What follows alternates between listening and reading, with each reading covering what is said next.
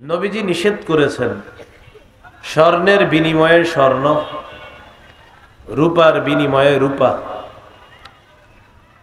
গমের বিনিময়ে গম, জবের বিনিময়ে জব, খেজুরের বিনিময়ে খেজুর, লবণের বিনিময়ে লবণ। এই এক জাতীয় জিনিসের লেনদেন করতে আল্লাহর রাসূল নিষেধ করেছেন, তবে সমান সমান হলে জায়েজ আছে। সমান সমান হলে কি আছে? স্বর্ণ স্বর্ণ এক জাতীয় জিনিস, রূপা রূপা এক জাতীয় জিনিস, গম গম এক জাতীয়, জব জব এক জাতীয়, খেজুর খেজুর এক জাতীয়, লবণ লবণ এক জাতীয়। এগুলা যদি একটার বিনিময়ে আরেকটা লেনদেন করা হয়, সমান সমান করলে জায়েজ আছে, কম বেশি করলে ফমান জাদা আবিজদাদা। কেউ যদি বাড়িয়ে দেওয়ার শর্ত করে অথবা বাড়িয়ে নেওয়ার শর্ত করে ফাকাদ আরবা, সে সুদি কারবার করবে। সহিহ বুখারীর বর্ণনা 2175 নম্বর হাদিস, 2175। ক্বালা রাসূলুল্লাহ সাল্লাল্লাহু আলাইহি ওয়াসাল্লাম লা তাবিউয যাহাবা বিয-যাহাবি ইল্লা সাওয়াআম বিসাওয়া ওয়াল ফিদ্দাতা বিল ফিদ্দাতি ইল্লা সাওয়াআম বিসাওয়া। নবীজি বলেন স্বর্ণের বিনিময়ে স্বর্ণ, রূপার বিনিময়ে রূপা লেনদেন করবা না। যদি সমান সমান করো তাহলে ঠিক আছে। স্বর্ণের বিনিময়ে স্বর্ণ, রূপার বিনিময়ে রূপা, সমান সমান লেনদেন করলে জায়েজ। এবার কি বলে দেখেন, ওয়াবিউয যাহাবা বিল ফিদ্দাতি ওয়াল ফিদ্দাতা বিয-যাহাবি কাইফা শি'তুম।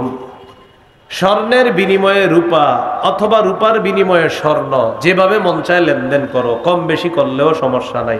বলেন তো স্বর্ণ আর রূপা দুইটা এক জাতীয় না আলাদা? এই আলাদা হওয়ার কারণে এটার লেনদেন কম বেশি করলেও কোনো সমস্যা নাই। তাহলে ওয়াজটা বুঝে থাকলে সাধারণ জনগণ যারা, আপনারা একটু আওয়াজ দিন, ওলামায়ে হযরতরা জানে এগুলা, সাধারণ জনগণ একটু বলবেন স্বর্ণ স্বর্ণ লেনদেন করব, কম বেশি মাশাআল্লাহ, কম বেশি হলে কি হবে? সুদ। আর যদি সমান সমান হয় জায়েজ। স্বর্ণ রূপা অথবা রূপা দিয়ে স্বর্ণ, কম বেশি জায়েজ। মাশাআল্লাহ। এখন দেখেন 20 টাকা আমি ঋণ দিলাম, শর্ত করলাম 21 টাকা দিতে হবে। কয় টাকা সুদ হবে? কেউ যদি বুদ্ধি করে 4টা 5 টাকার কয়েন দেয় আর একটা 1 টাকার কয়েন দেয়, হ্যাঁ বুদ্ধি করে যে আমি তো টাকা দেই নাই, আপনার কাছ থেকে নোট নিছি, বিপরীতে আমি কিছু পয়সা দিব। তো মনে করেন 21টা 1 টাকার পয়সা দিল, 1 টাকার কয়েন দিল 21টা। কথার কথা, 1 টাকার কয়েনের মধ্যেও লেখা আছে 1 টাকা। কি লেখা আছে? 1 টাকা। ধোঁকাবাজি ভাউতাবাজির কোনো সুযোগ নাই। আল্লাহ আমাদেরকে সুদি কারবার থেকে হেফাজত করেন। বিদায় হজে রাসূল সাল্লাল্লাহু আলাইহি সাল্লামের ঘোষণা, সহিহ মুসলিমের হাদিস, 2840 নম্বর হাদিস। মাদ্রাসা পাঠ্যপুস্তক অনুসারে 1218 নম্বর হাদিস। মাদ্রাসা পাঠ্যপুস্তক অনুসারে মোট হাদিস সংখ্যা হবে 3033টা। এই অনুযায়ী হাদিসের সিরিয়ালটা হবে 1218। আপনাদের পকেটের উস্তাদ অনুযায়ী হাদিসের সিরিয়ালটা হবে 2840 নম্বর হাদিস। মোট হাদিস সংখ্যা হবে 7453টা। এই হাদিসের মধ্যে আছে ক্বালা রাসূলুল্লাহ সাল্লাল্লাহু আলাইহি ওয়াসাল্লাম আলা কুল্লু শাইইন মিন আমরিল জাহিলিয়াতি তাহতা কদামাইয়া মাওদুউন। নবীজি বলেন জাহিলি যুগের যত কুপ্রথা সব আমার 2 পায়ের নিচে, সব বাতিল। আবার আমি বলি, আল্লাহ নবী বলেন জাহিলি যুগের যত কুপ্রথা সব আমার 2 পায়ের নিচে, সব বাতিল। ওয়ারিবাল জাহিলিয়াতি মাওদুউন। নবী বলেন সুদ প্রথা এটাও জাহিলি যুগের প্রথা, এই সুদ প্রথাও আমার 2 পায়ের নিচে, এটাও বাতিল। এই জামানায় কেউ যদি সুদ খায় তাকে গিয়ে বুঝান, ভাই আপনি এই অপরাধটা করতেছেন, এটা জাহিলি যুগের প্রথা। জাহিলি যুগের প্রথা আমার নবীর 2 পায়ের নিচে। ছি ছি, আপনি এমন একটা অপরাধ করেন যে অপরাধটাকে নবী বলছে এগুলো আমার 2 পায়ের নিচে, আমি এইগুলা পায়ের নিচে রাখি। সেই অপরাধের একটা অপরাধ সুদ খাওয়া, সেই সুদি কারবারে আপনি জড়িয়ে আছেন। আল্লাহ হেফাজত করেন। আমাদের সমাজে কিছু সুদ আছে, চক্রবিধি সুদ। কি বিধি সুদ? এটার অনেক সিস্টেম আছে। 100 টাকা ঋণ নিবে 10 টাকা সুদে, এ আবার এই 100 আরেক জায়গায় 20 টাকা সুদে লাগায়, এ আবার 130 টাকা সুদে লাগায়, মানে প্রত্যেকের লাভ হলো 10 টাকা করে।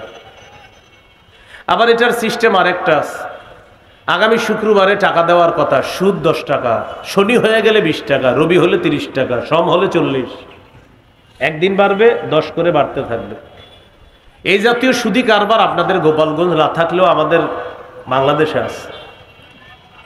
এটা হলো চক্রাকারে বৃদ্ধি করে সুদ খাওয়া, এটাও নিষেধ আছে। সূরা আলী ইমরানের 130 নম্বর আয়াতে আল্লাহ বলেন, ইয়া আইয়ুহাল্লাযীনা আমানু লা তাকুলুর রিবা আদআফাম মুদাআফা। আল্লাহ তাআলা বলেন, হে ঈমানদারগণ, তোমরা বহু গুণে বৃদ্ধি করে সুদ খেও না, তোমরা চক্রাকারে বৃদ্ধি করে সুদ খেও না। তাহলে বলেন তো, আশা সোনার বাংলা, হতাশা, ভালোবাসা, নিরাশা, ব্র্যাক ইত্যাদি যারা সুদ দেয়, ক্ষুদ্র ঋণের সুদ দেয়, কিস্তি, হ্যাঁ, কম কম করে পরিশোধ করা, দিন বাড়লে টাকা বাড়বে, দিন বাড়বে টাকা বাড়বে, এরকম আছে ক্ষুদ্র ঋণ? হ্যাঁ, ঋণ কম হোক বেশি হোক, ক্ষুদ্র নাম আর যা দেন, সুদ 1 টাকা হোক 4 আনা হোক, সুদ সুদ। বাকি পার্থক্য এতটুকু, গরিবে খাইলে হয় সুদ, ধনিয়ে খাইলে হয় ইন্টারেস্ট। ধনিয়ে খাইলে এটার নাম কি? ইন্টারেস্ট। গরিবে খাইলে সুদ। দেখবেন এলাকায় প্যান্ট শার্ট পরে খুব স্টাইলিস্ট হয়ে আসার পর বলে, স্যার ব্যবসা বাণিজ্য ভালোই যাইতেছে, হ্যাঁ, এই তো তোমার গত মাসেও তত ইনকাম ছিল না, তারপরেও তোমার মূল যে প্রফিটটা ছিল সেটা ছিল তোমার 50 লাখ, উইথ ইন্টারেস্ট আছে তোমার 50 লাখ, মোট 1 করোড় লভ্যাংশ এসেছে তোমার। এর মাঝে তোমার 50 লাখ হলো মূল প্রফিট, আর সাথে তোমার উইথ ইন্টারেস্ট হলো 50 লাখ।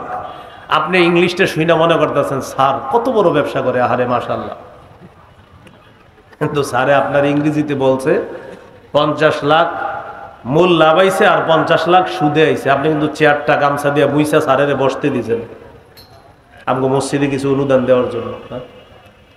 সারে ইংরেজিতে কিন্তু বলছে 50 লাখ সুদ, ওই ইন্টারেস্ট আর কি। ইন্টারেস্টের বাংলা যে সুদ, এটা হলো ওই যে দেশে 10 টাকা 20 টাকা যেটা ক্ষুদ্র ঋণ পরিশোধ করতে গিয়ে দেন 100-200 কিস্তিতে, এটা গরিবের নাম হয় সুদ, ধনিয়ে অবিকল কাজটা করে এটার নাম হয় ইন্টারেস্ট। আল্লাহ তাআলা আমাদেরকে স্টাইলিস্ট হয়ে বা গরিব হয়ে যে কোনো ভাবে সুদ থেকে বেঁচে থাকার তৌফিক দান করেন। সূরা বাকারার 276 নম্বর আয়াতে আল্লাহ বলেন, ইয়ামহাকুল্লাহুর রিবা ওয়া ইউরবিস সাদাকাত।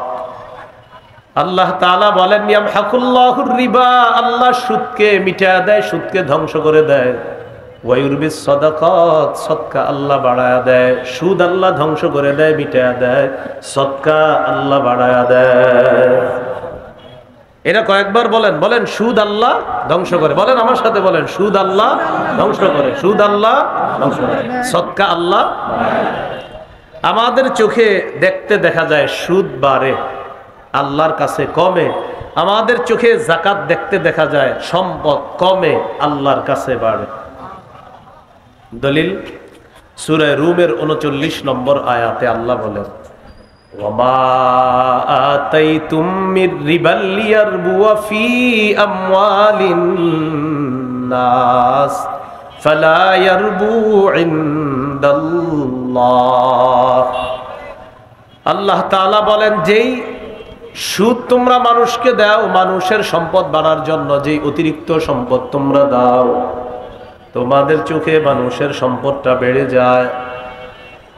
1000 টাকা 100 টাকা যদি তুমি সুদ দাও, তোমার চোখে তার টাকা বেড়ে যায়। আল্লাহ তাআলা বলেন ফালা ইয়ারবু ইনদাল্লাহ, আল্লাহর কাছে এটা বাড়ে না। আল্লাহ বলেন মানুষকে তোমরা যে সুদ দাও মানুষের সম্পদ বাড়ার জন্য, আমি আল্লাহর কাছে এটা বাড়ে না।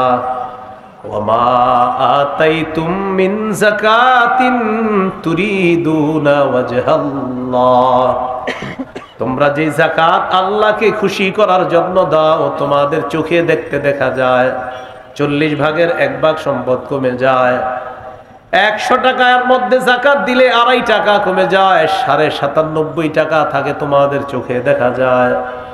আল্লাহ তাআলা বলেন ফাউলাইকা হুমুল মুদঈফুন, যারা যাকাত দেয় তোমাদের চোখে যদিও সম্পদ কমে যায়, আমি আল্লাহ ঘোষণা করলাম যাকাতের মাধ্যমে তারা তাদের সম্পদ বহুগুণে বৃদ্ধি করে নেয়।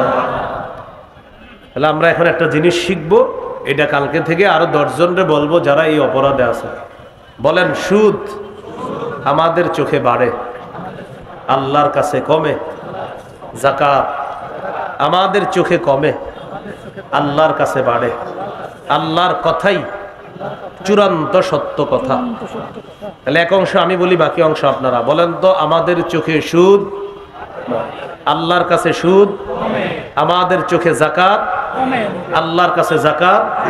আল্লাহর কথাই চূড়ান্ত